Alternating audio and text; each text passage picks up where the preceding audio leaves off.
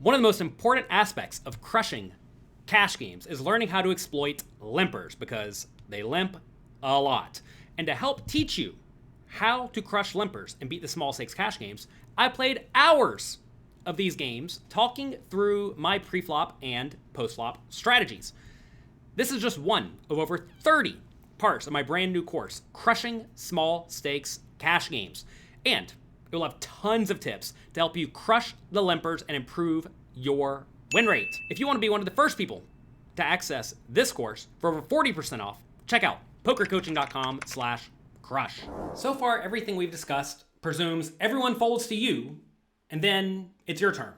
But I fully realize in many small stakes games, you're going to face a lot of limpers. And in my games that I played, I did face a ton of limpers. So it's very important to know how to deal with these limpers. Understand that for the most part, there are two types of limpers. You're going to have tricky limpers. These are players who will limp with some premium hands, looking to trap you. And then you're going to have straightforward limpers. And these are players who raise all their best hands, but then limp with some range that they think is playable, but not quite good enough to raise. Let's go through tricky limpers first, and then straightforward limpers. So let's discuss facing one tricky limper. So one tricky limper limps, then it folds around to you. Understand that these players may limp with only premium hands, or a range that contains some premium hands and some marginal hands, perhaps almost entirely marginal hands, and then pocket aces. Imagine your opponent's limping with 20% of hands, including pocket aces, and a bunch of garbage. Well, now their range isn't actually all that strong, despite the fact that they have aces in it. You're going to find that most of these players will limp and then 3-bet, which means they limp, you raise, they re-raise, with only the best hands. I have not experienced anyone in a long time who has limped and then re-raised with something like 10-7 suited, or ace-6 suited, or ace-10 offsuit, or jack-10 offsuit. As far as I can tell, no one does that, probably because it's a terrible play. Turns out making the pot big out of position is not a good play. So you're going to find that most of these players limp and then 3-bet with only the best hands, which is also not a good play because then they're super face up. Very rarely do you want to play in a manner that makes your hand crystal clear to your opponents. So whenever you get limp re-raised, you're usually going to end up folding unless you have a hand that flops very well. You're going to find that most players are only capable of being tricky from early position. And that's because if they limp from, let's say, the cutoff seat, only the button, small blind, and big blind can raise. But if they limp from under the gun at a 10-handed table, now there's a whole bunch of people who could raise. So when people limp from early position, you should be a little bit more cautious against them compared to when people limp from later position, because later position limpers are way less inclined to be tricky than the early position limpers. So how should you play whenever someone who you have tagged as tricky limps? Well, you want to first figure out how tricky is their range, right? Some people's limping range is going to be very nut heavy. Some people's limping range is going to be very junk heavy. And if your opponent's range is very junk heavy, that's going to make your strategy very different than if it's very nut heavy. If you think it's somewhat nut heavy though, if you expect to get limp 3-bet some portion of the time, you're going to want to limp behind and see the flop with all the hands that flop well, hands that can essentially beat pocket aces or pocket kings or pocket queens. That's going to be suited aces, suited connectors, and pairs. These hands all flop very well. And then, assuming you even want to have a raising range, you're going to want to raise with the hands that do not flop well, and especially hands that block your opponent from having pocket aces. These are going to be hands like ace-jack offsuit, ace-10 offsuit, maybe stuff like king-jack offsuit, king-10 offsuit. These are hands that if you raise and your opponent calls, very often they do not have aces, right? Because they would have limp re-raised, which now allows you to play against their junky range in position with maybe even the best hand. And if they do limp re-raise you, you can easily fold because hands like king-10 offsuit or ace-10 offsuit do horribly against pocket aces, right? You don't especially want to raise a hand like king-10 suited over a tricky limper because king-10 suited actually does flop pretty well, whereas king-10 offsuit flops substantially worse. Understand that you're essentially raising with these offsuit big card hands with the intention of folding if you get 3-bet. And that's fine because you're going to extract a lot of value from their marginal limping range while also getting out of the way somewhat cheaply against their premium hands. Okay, that's how you go about playing against one tricky limper. What about against one straightforward limper? Well, the straightforward limpers usually raise all their best hands and limp all their junky hands. So when they limp, they have a range of junky hands that does not contain their best hands. So you're usually going to want to raise these players with a similar range that you would raise if everyone folded to you, with a few exceptions. Against some of these players who limp with an especially garbage range, you may be able to raise even wider because they're just going to limp and then fold a lot. The big exception to this is that you should probably start limping behind with hands that flop very well. These are going to be hands like small pairs, weak suited aces, suited connectors, suited gappers, maybe even offsuit connectors like 10-9 offsuit, etc. Because these hands really want to see the flop.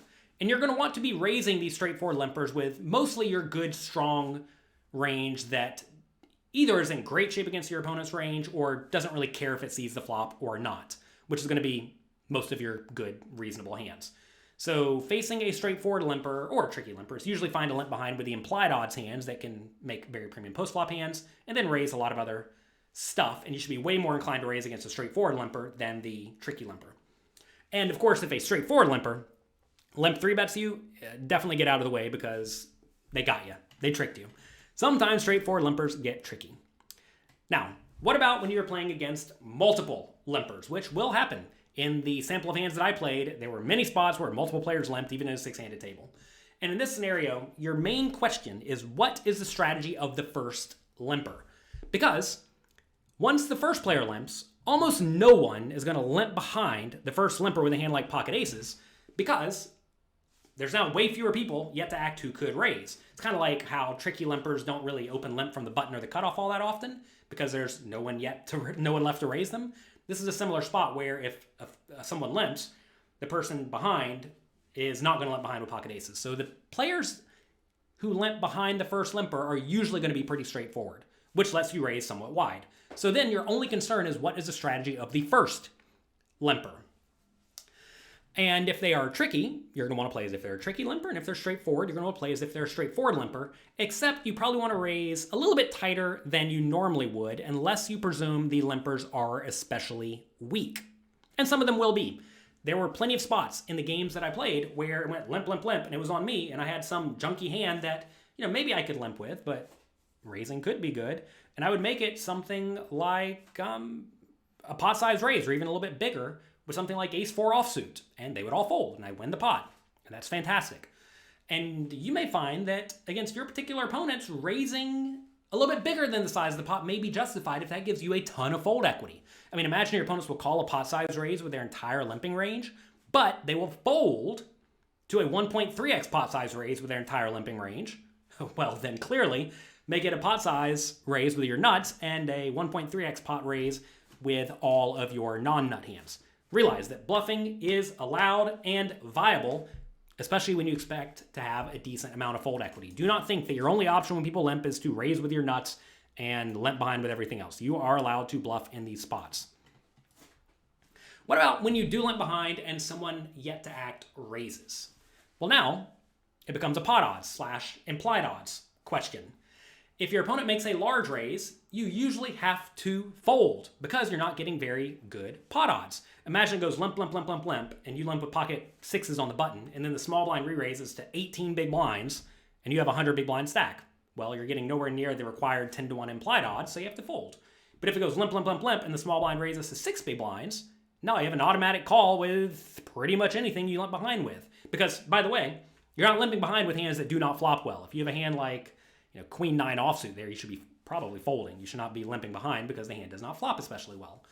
So whenever you have a hand that flops well, you're going to call and see the flop, right? That's what you were trying to do. That was the purpose of limping behind. And whenever you are facing a giant raise, usually that kills your implied odds and that forces you to get out of the way. So I played a bunch of limp pots, or pots against limpers, in my sample of hands, and we will go through a lot of them. And that's going to give you a good idea of how I'm actually approaching these spots in game. Limp, limp, limp. Oh, raise to $1. Should we re-raise here? I think it's pretty fine. This is a pretty sweet hand to do it with, I think. Certainly not necessary. But, you know, we'll give it a try. See how it goes. We do get called. We get a horrible flop. This might just be a check fold in reality. I think that we probably just want to bet small with our whole range. Another example of a spot where I think people probably just overfold a little bit. Not a great turn spot for me, but I think we're just going to bet turn and jam river. Seems aggressive, I know. Seems aggressive. Obviously, if he jams me at any point, we're clearly done with it. Tough spot. Should we just check and give up river? If it checks, we sometimes win, but I don't think so. I think I'm just going to jam like I would do if I had aces. He folds, that's good. The tough thing there is that sometimes they're just going to fold out the worst hand.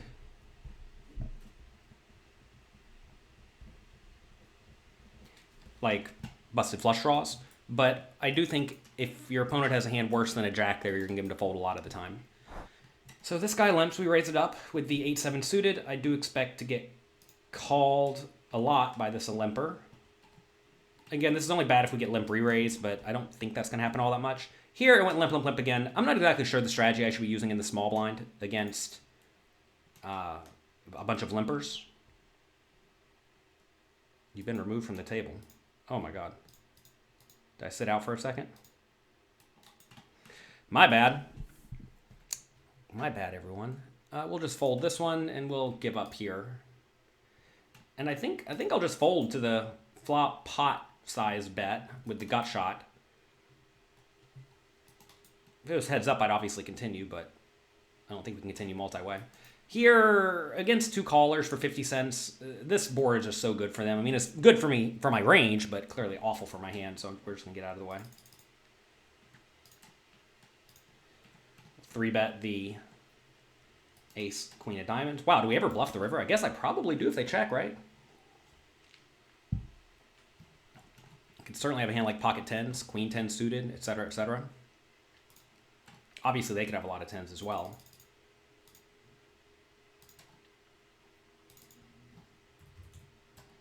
We're trying to get them off of 2 pair, right? So we want to go kind of big. Let's go $3, 2x pot. We do get the fold, so that's good. Decent amount of limping going on in these games, which is great to see. It means the games are presumably pretty soft. This guy limps. I think we'll just raise the ace-4 suited. I could be convinced that limping is fine as well. As you think this player is trickier, and you think you're going to get re-raised more often, you should be way more inclined to just limp.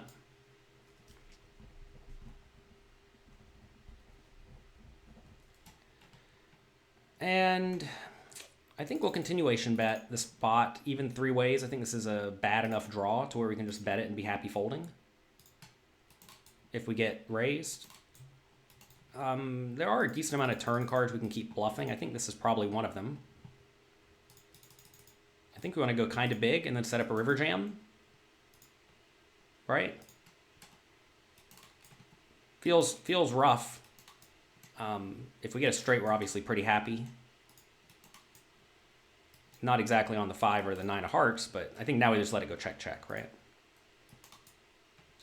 So the question is would he fold that queen jack on the river if I jammed river when I miss?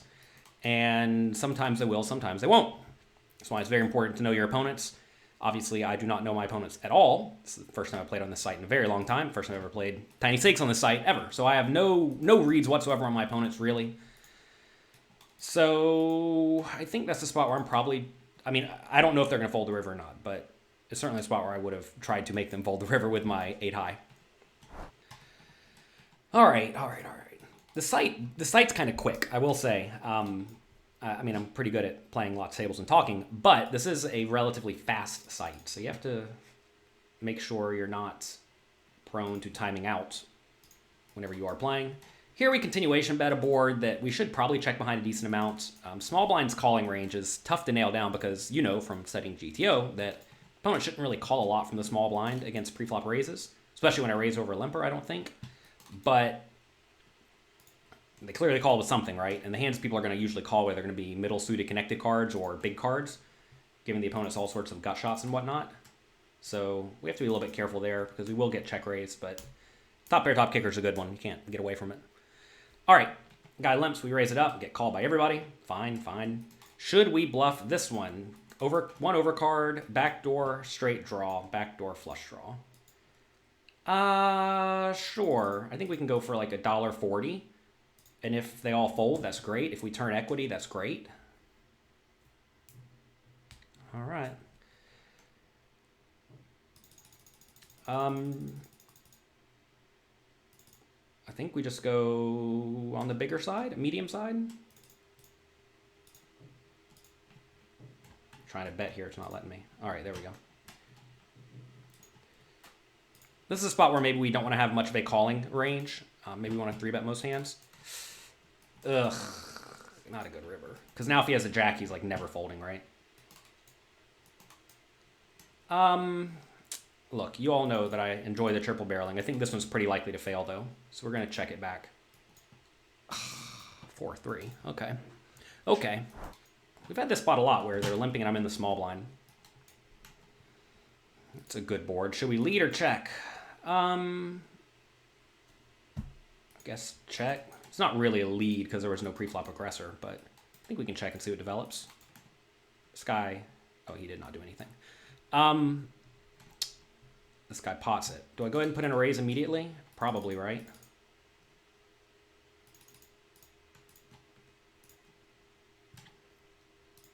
He just folds. It's annoying. I think if they have overpairs, though, they're just not going to fold. You may say, do they ever have overpairs? I don't know.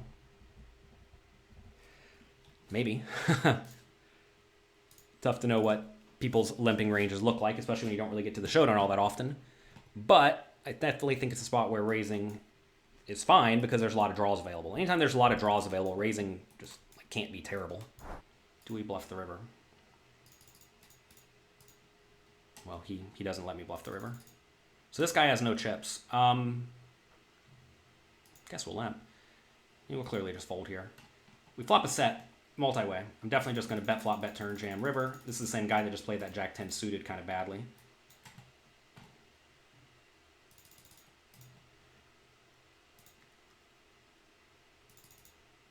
Unfortunate that he folds. What the heck? Bet. Okay, I'm losing track of what's happening on the tables. I apologize. Sometimes that happens. We're going to go for triple barrel here. Yeah, action is closed. So we're going to call here. And I'm going to jam this guy on the river. I know that seems a little bit aggressive. But I think it's probably going to be good. And right here, we're going to make a bet on the turn to just try to clean up equity.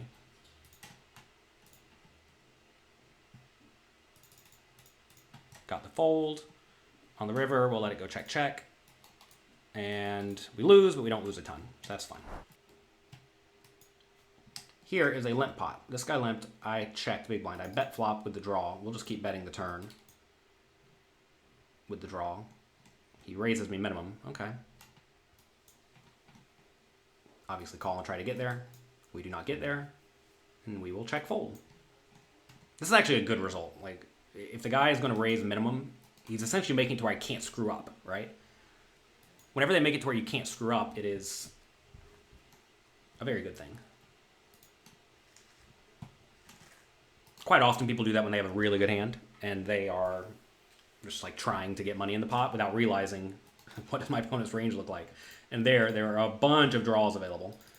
So when there are a bunch of draws available, you really don't want to be raising minimum because then the draws are not messing up. All right. Limp, limp, limp. Should we raise this one? Sure. This is another spot where perhaps limping is just fine. But at the same time, if they're going to fold to the raises a lot or just call and then check fold a lot, I'm fine raising. Notice when we do raise, we want to go a little bit big to try to induce folds to the best of our ability because I don't really want them to call. He will raise this one. If this guy re-raises, I'll just not fold. I know it may sound a little bit optimistic with the king-queen, but this guy is clearly splashy. Yeah. Kind of saw this one coming, but whatever. You got to call. Fair flip. Looks like we're not going to win. When the guy's doing stuff like this with the ace-4, like, obviously you can't go around folding. I'm playing 60 minutes. We won $42. All right, good. Spots like this come up sometimes where someone's, like, clearly getting in there a lot right? And you have to be willing to gamble with them. Once you put in the raise when they jam, if you think their range is much, much, much wider than normal, you just can't fold.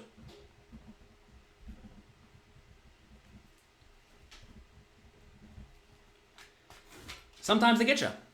Obviously, you don't love it with the king-queen, but king-queen suited is a pretty good hand. Here we raise jacks over the limp. This is a spot where I'm always a little bit uneasy raising over limps, but the player pool in general seems to be raising or limping a lot.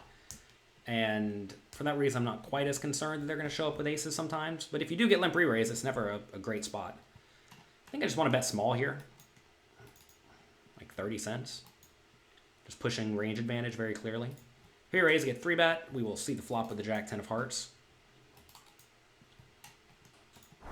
So here, limp, limp, I raise again to 70 cents.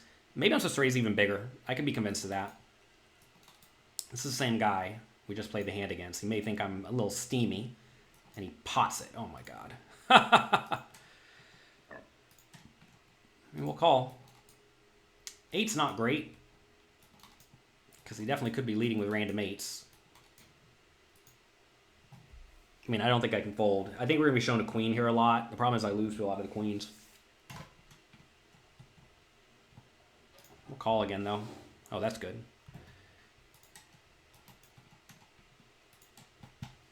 Yeah, so got lucky on that one. I mean, that was a spot that felt really strong. I mean, obviously you could have a hand like Jack 10, right? That definitely will consider bluffing. But that one felt rough. Maybe I'm supposed to just fold the turn. It's a weird spot because I know I've been in there battling kind of hard, right? And this guy's just like loading his money in the pot. I mean, does he really think I'm folding? And if that's the case, then I, in turn, should be folding a little bit more, right? I'll call this king 8. I mean, I know this is not a great spot. I think it's fine. Here we raise over limps. Flop a flush draw and a gut shot. I think we just want to bet small and frequently.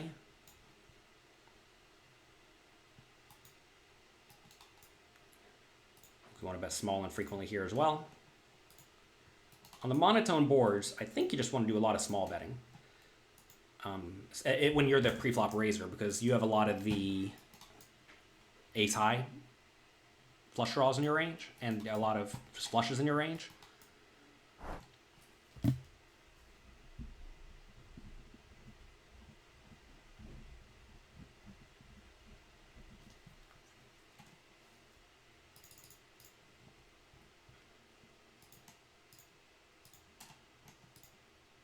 Notice there if we had a set, we would have gotten a double and or triple up, which is clearly fantastic.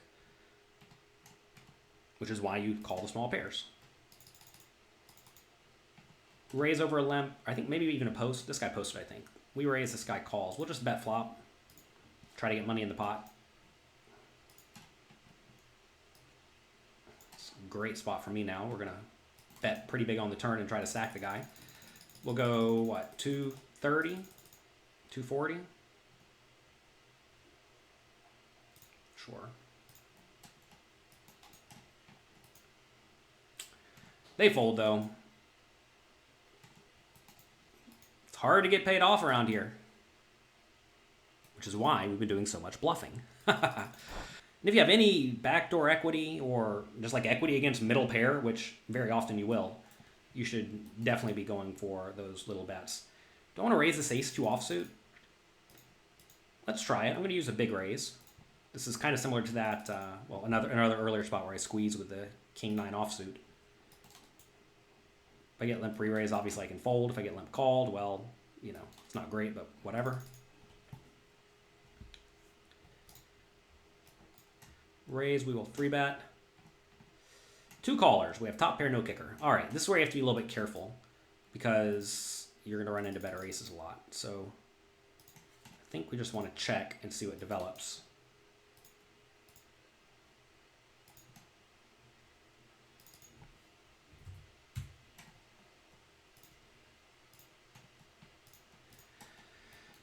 I'm rooting for them all just to check through. That would be fantastic.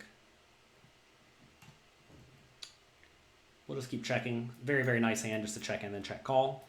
So I bet flop this guy calls, no problem. Turns king, which is pretty bad. I really don't want a king or a queen to come. In this hand, this guy raised, I 3-bet he calls. I bet flop he calls. I think we can get value on the river. And here we've done the best job we possibly can to induce bluffs. So I think this is fine.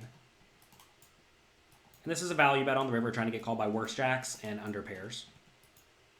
If he raises me, I will fold reluctantly. Brutal. Say I'm going to fold. Am I going to fold?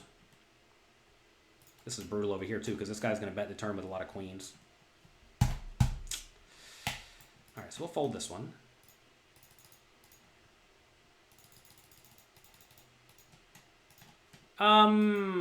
This is a tough spot. All right. Snap jams me on the river. I mean, I feel like this is supposed to just be an automatic fold, but I'm really tempted to call for some reason. You know what? I'm going to call. I don't love it. We're going to be showing a lot of draws, I think. I mean, obviously, I have queen a lot. I don't know. I'm going to call. All right. Good. There were a lot of busted draws there. I mean, there's a lot of busted draws. You got to be a little call happy.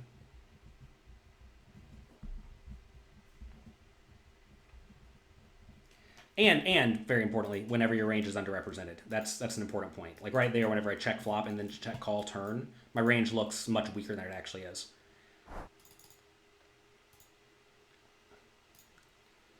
Something we may also want to do is start raising smaller with nut hands like this, or hands that want to see the flop, and raising bigger with hands that are kind of garbage. If you've been paying attention, I've been doing that just a little bit.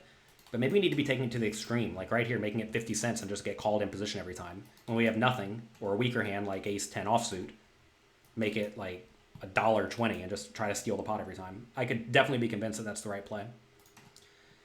3 flush board. I guess we'll just bet frequently and small. Against 2 people, should we even bluff this? I think we probably should. Let's go for a small bet to try to get it through.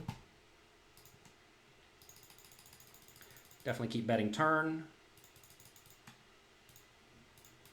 with the top set and the club. If we get raised, it's going to be rough. Could you imagine if he just like puts me in for all the money? Oh my God, that would have been miserable. If he's pretty happy, well then I'm pretty sad. But again, I mean, we're getting pot odds, right?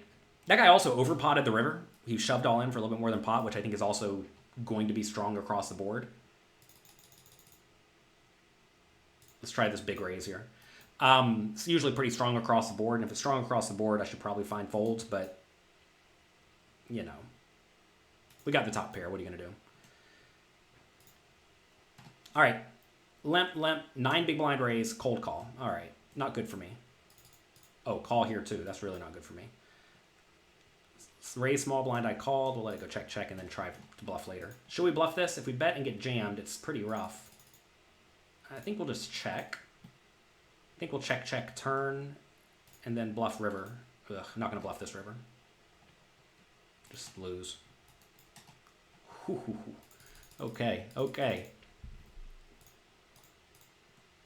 We want to bet enough to get this guy in on the river, so we'll just bet here.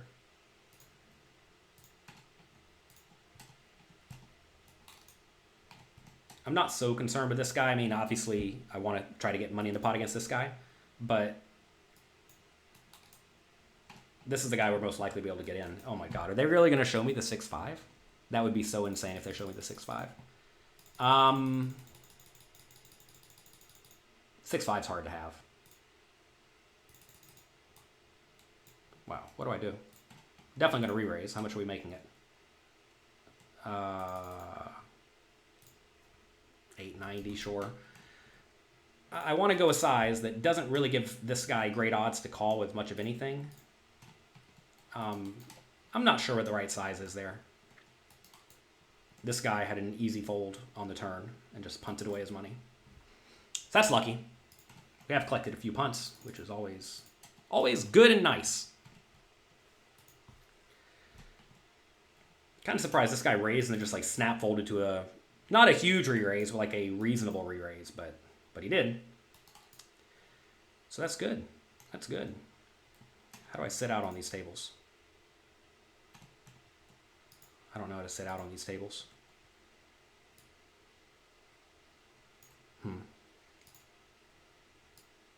Okay.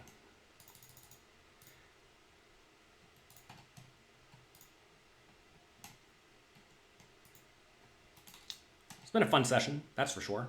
Nice, good, easy session. Sacked a few people. Really didn't feel under a whole lot of pressure in a lot of these games, which is good. Sometimes when you're playing, you'll feel like your opponent's just leaning on you all the time. I'm going to fold bad gut shot here. I don't really think that was happening in these games at all, which is great, right? I mean, it kind of lets you do whatever you want in these games. And when your opponents let you kind of drive the game, it's fantastic.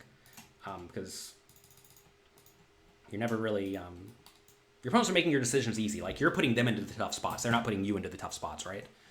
All right, here it went. Limp. Raise to $1.80, re-raise to $5. We'll just fold.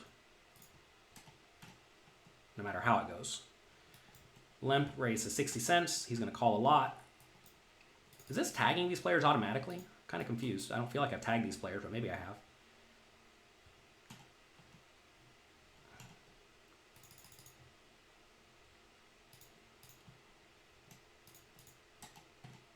We'll go for small continuation bet. If we get raised, it's pretty nasty. I guess I would just fold.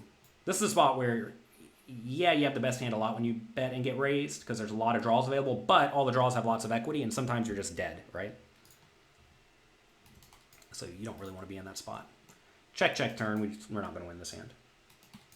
I have like no sevens in my range. He has it. Good job.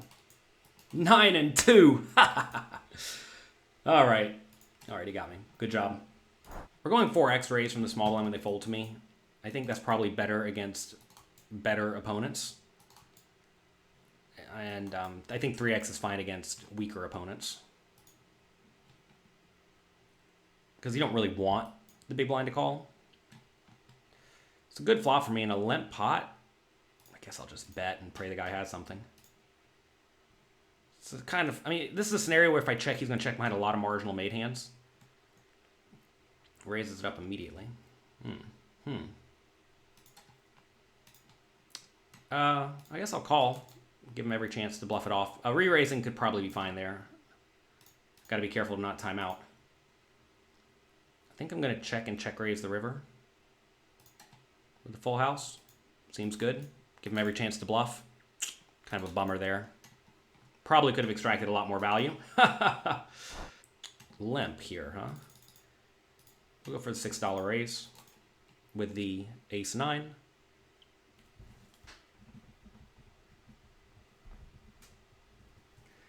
Not a great flop at all. We'll just keep betting, though. If he doesn't have anything, I'll probably fold. I mean, the thing is this board's going to connect decently well with the limping range, because a lot of limpers limp with junky suited connected type stuff. Whereas whenever they raise, they usually don't have quite as much 8-7 offsuit type hands. So I don't feel great about betting the flop, but it's like, whatever. What are you going to do? The guy has the jack-10. You don't want to check and just let him blast you off of it. On the turn, I'm just going to fold. I mean, yeah, he probably doesn't have a whole lot of fours, but clearly I don't either, and clearly my hand's terrible. Let's fold this, I guess. Like I said, it's good to see whenever I check that they're just blasting it, right? Because if I ever make a hand, we can just check and have the guy blast it, and that'll be fantastic. He limps here. Guess I want to keep raising. I think limping in this spot could certainly be fine. Like, we don't really need to build the pot against someone who's going to be blasting it a lot. But at the same time, if they just fold, we win $3.50, which is certainly reasonable. It's a spot where he's going to have a lot of ace-x, I think. He did limp, so maybe he's not going to have quite as many ace-x as he may normally. Kind of weird he didn't bet the flop. You got to be careful calling draws out of position because it's really hard to realize your equity whenever you do happen to get there. Like that example right there. This guy limps, we'll continuation bet with all the backdoor draws.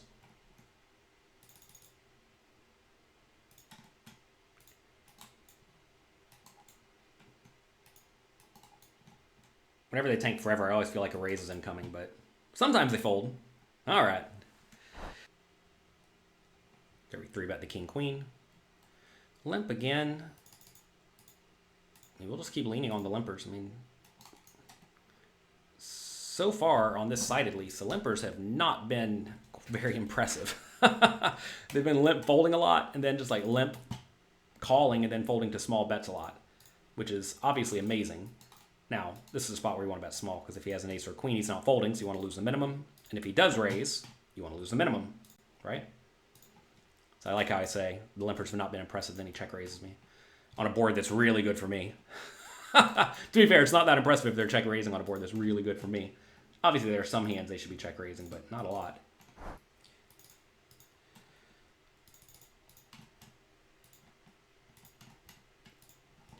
This guy limps, we raise the limp. Blind versus blind.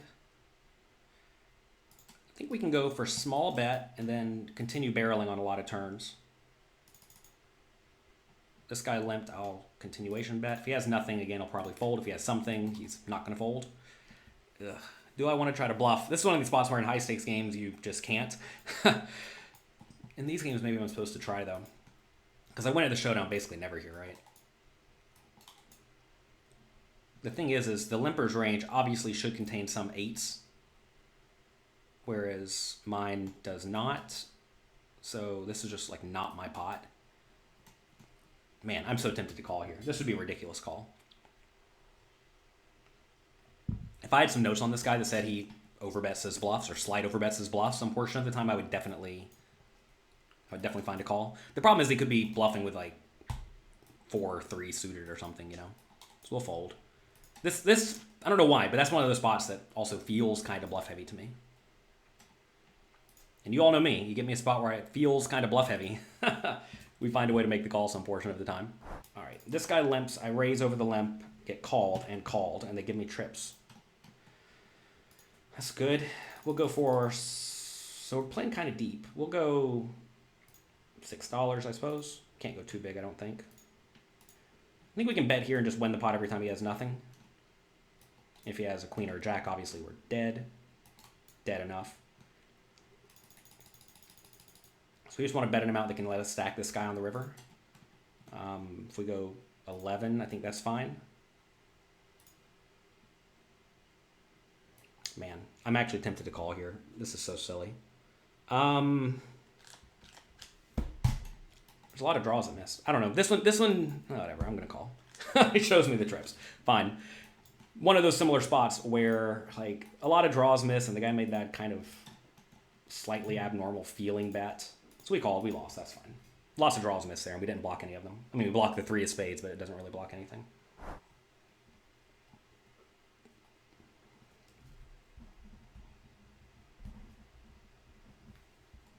Limp, limp. We will definitely raise it with the ace-8 suited.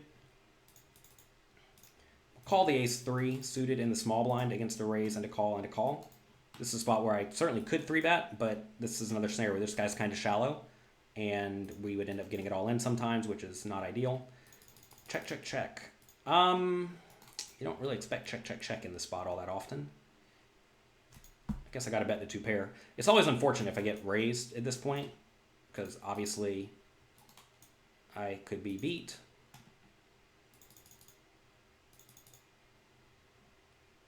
I guess I'll bet this one. It's a god-awful river. It's check fold now. If the opponent's good, he should bet here like every time.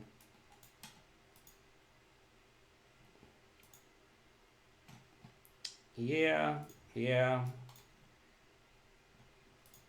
Definitely a bad spot. I'm trying to think if I ever can hero call here. I just don't think I can. Fold. You all know I do not like to fold, but sometimes you have to fold. All right, what's happening here? It went limp, raise, call, call. Check, check, I bet small. We got called. Check, check, turn. Guy bets river. Flush draws miss. So I think we just have to call here.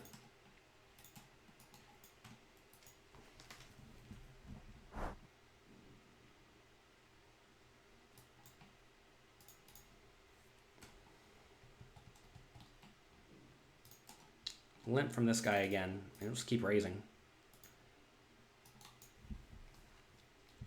Just keep raising.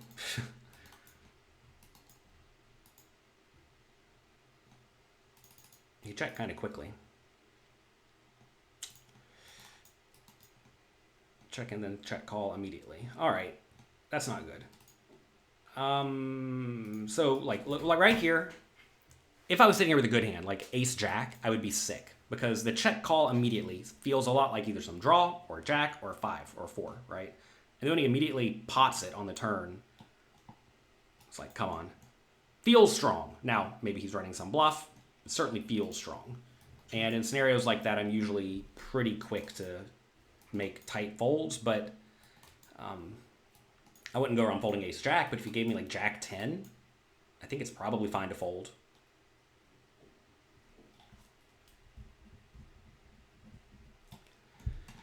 Also, remember, this guy is the somewhat tight-ish, straightforward-ish player as far as I know. Maybe not necessarily tight, but I think straightforward. The tough thing about thinking your opponent's straightforward, though, is that sometimes you're just going to be wrong. For all I know, that guy just ran a bluff with the draw, and that would be a solid play. But I think this guy's probably just betting when he has a good hand, and there are plenty of good hands in that scenario that I could be losing to, even with a hand like jack 10.